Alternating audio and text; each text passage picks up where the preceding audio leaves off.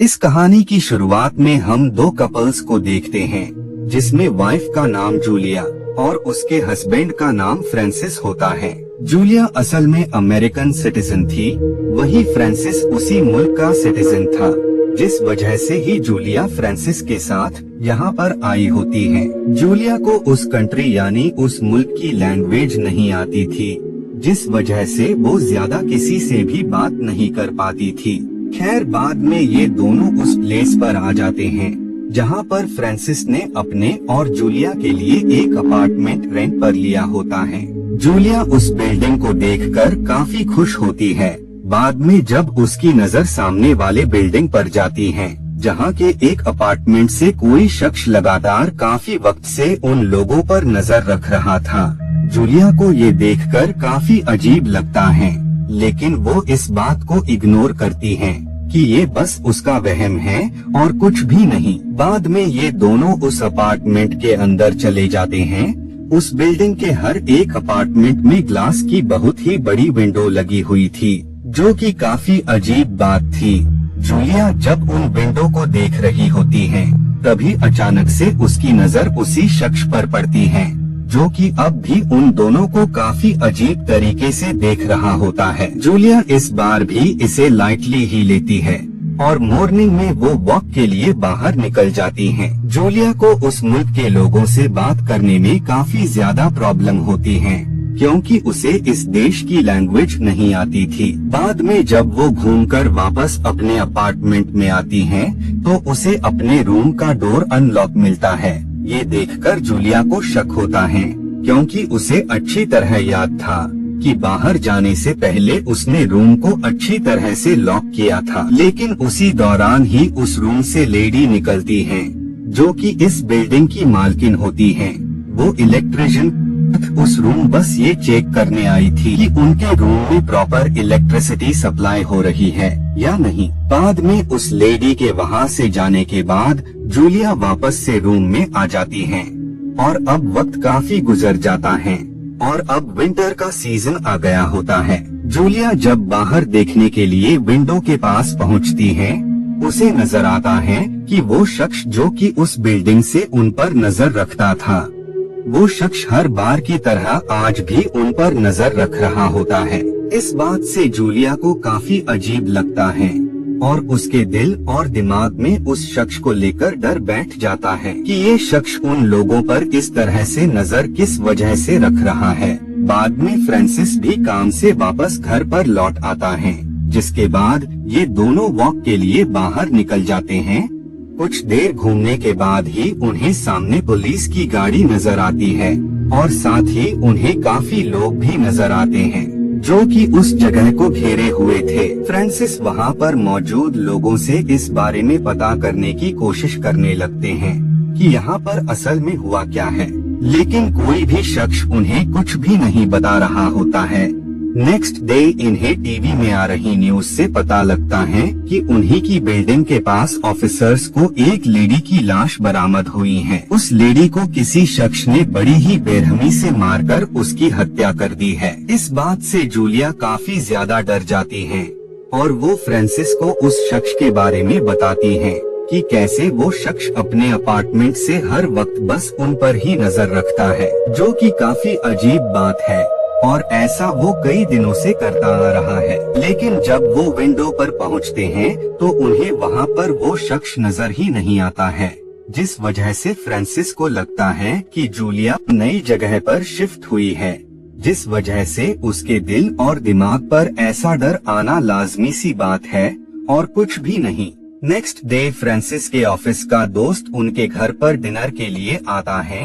वो भी इसी बात पर डिस्कशन कर रहा था कि कैसे उस सीरियल किलर ने कितने ही मासूम लोगों को मौत के घाट उतार दिया है। उसने जिन लोगों को भी मारा है, उन सब की लाश पुलिस को इस बिल्डिंग के आसपास बरामद हुई है। इन सब बातों को सुनकर जूलिया का डर उस शख्स को लेकर और भी ज्यादा बढ़ जाता है। नेक्स्ट डे जूलिया जब घर का गार्बेज थ्रो करने बाहर जाती है, तो वहीं पर उसे एक और शख्स मिलती है, जिसका नाम इरीना था। इरीना और जूलिया में काफी अच्छी दोस्ती हो जाती है, क्योंकि इरीना को अमेरिकन लैंग्वेज आती थी। जिस वजह से ही वो जूलिया से सही से बात कर पा रही होती है। बाद में उसके वहाँ से जाने के बाद जूलिया वॉक के लिए बाहर निकल जाती हैं। वॉक के बाद जूलिया थिएटर में मूवी देखने जाती हैं, लेकिन जब वो मूवी वॉच कर रही होती हैं, उसी दौरान ही कोई शख्स उसके पीछे वाली सीट पर आकर बैठ जाता है। इस बात का एहसास जब जूलिया को होता है तो वो इस बात से काफी ज्यादा डर और सहम जाती हैं। उसमें इतनी भी विल पावर नहीं होती है कि वो पीछे मुड़कर देख पाए। बाद में जूलिया अपने खौफ और डर की वजह से वहाँ से भाग जाती हैं। बाद में सिचुएशन नॉर्मल होने के बाद वो सुपरमार्केट जाती हैं, जहाँ से वो ग्रोसरी का सामान ले रही होती हैं। तभी उसे ये फील होता है कि वो शख्स जो कि काफी वक्त से उसका पीछा कर रहा होता है, वो शख्स उसका पीछा करते हुए यहाँ तक आ चुका है, जिस वजह से जूलिया वहीं के खाली रूम में छिप जाती हैं और वो उस शख्स पर नजर रखती हैं। बाद में सही मौका देखकर वो वहाँ से निकल जाती हैं। नाइट में जूलिया अपने साथ पेश हुए सारे वाक़ये के बारे में फ्रांसिस को बताती हैं, जिस वजह से फ्रांसिस जूलिया को साथ लेकर उसी सुपरमार्केट में जाता है और वो वहाँ पर उस वक्त की रिकॉर्डिंग देखने लगते हैं जब जूलिया के साथ ही वो शख्स भी वहीं पर मौजूद था। उस रिकॉर्डिंग को देखकर ये लोग बिल्कुल भी कंफर्म नहीं कर पाते हैं कि वो शख्स जूलिया पर नजर रख भी रहा था या नहीं। फ्रांसिस उसे बताता है कि ये बस तुम्हारा वहम है,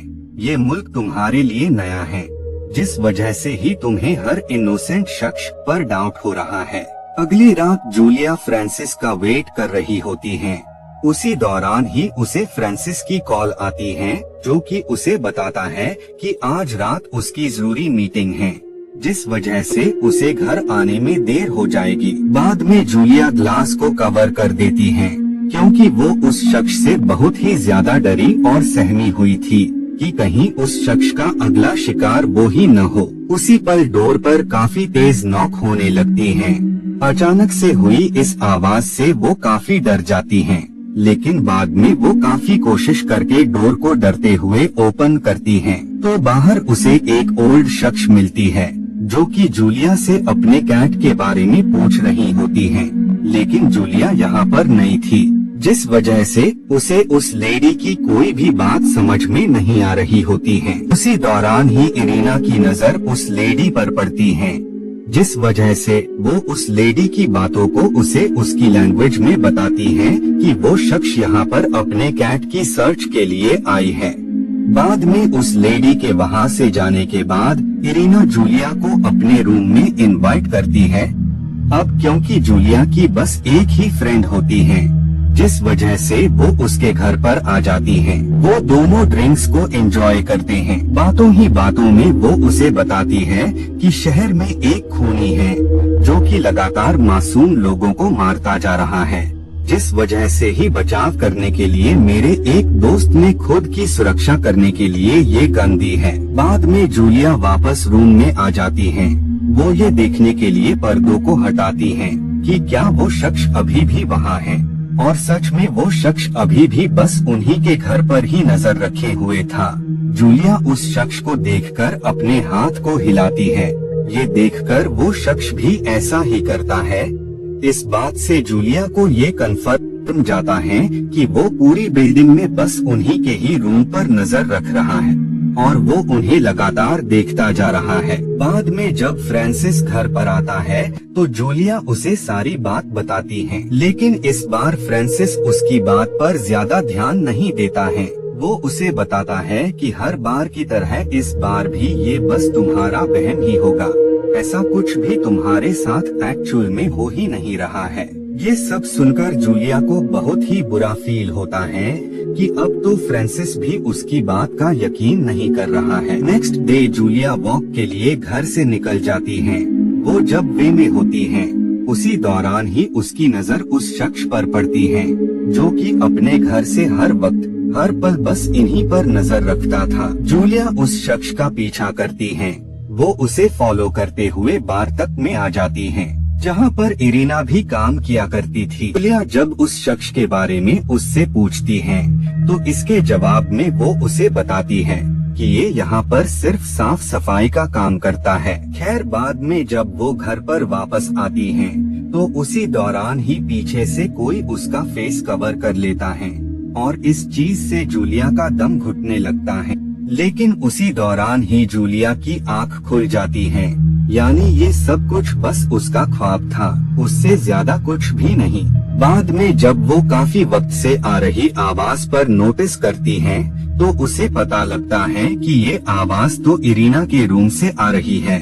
लेकिन जब वो रूम ओपन करती है तो उसे रूम में सिर्फ बिल्ली ही मिलती है, इसके अलावा कुछ भी नहीं। सब लोग जूलिया की इस हरकत से काफी ज्यादा नाराज थे कि उसने खामाखा सबको डरा दिया। बाद में उस डोर पर एक शख्स दोबारा से नॉक करता है, जो कि असल में उसका फ्रेंड होता है, जिसने उसे गन भी दी थी। जूलिया उस शख्स से हेल्प मांगती है और वो उस शख्स के साथ उस आदमी के घर पर आ जाती है, जो कि काफी वक्त से उन पर नजर रख रहा था। जब ये उस डोर पर नॉक करते हैं तो इन्हें वहाँ पर एक ओल्ड शख्स मिलता है, जो कि उस आदमी के डैड होते हैं। बाद में वो शख्स पुलिस के साथ जूलिया के रूम में आ जाता है और वो ऑफिसर को बताता है कि कैसे जूलिया बार बार उसके डैड को परेशान कर रही है। खैर बाद में ऑफिसर मामले को शॉर्ट आउट करते हैं।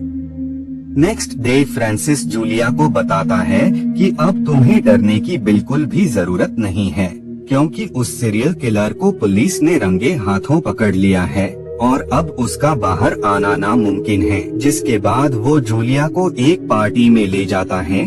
फ्रांसिस जूलिया का मजाक उड़ाते हुए सबको बता रहा था कि कैसे उसकी वाइफ को हर वक्त लगता था कि उसका कोई पीछा कर रहा है। फ्रांसिस की बात सुनकर उसे काफी बुरा लगता है और वो गुस्से में वहाँ से निकल जाती है। जब वो अपार्टमेंट में पहुँचती है तो उसे इरीना के रूम से अजीब आवाजें सुनाई देती हैं और जब वो रूम अनलॉक करती है तो उसे सामने इरीना की लाश मिलती है और उसी दौरान ही कोई उस पर अटैक कर देता है। वो शख्स असल में कोई और नहीं बल्कि वही था, जो कि काफी वक्त से उन पर नजर रख रहा था। वो उसे बताता है कि उसी ने इरीना को मारा है और अब वो उसे भी मार डालेगा। इतना कहते ही वो उस पर नाइफ से अटैक कर देता है और बाद में वो जब बाहर जाता है तो उसी पल जूलिया उस पर गन से अटैक कर उसे मार देती है। दरअसल जूलिया ने सिर्फ मरने का नाटक किया था उस किलर के सामने। और इसी के साथ ये मूवी यहीं पर एंड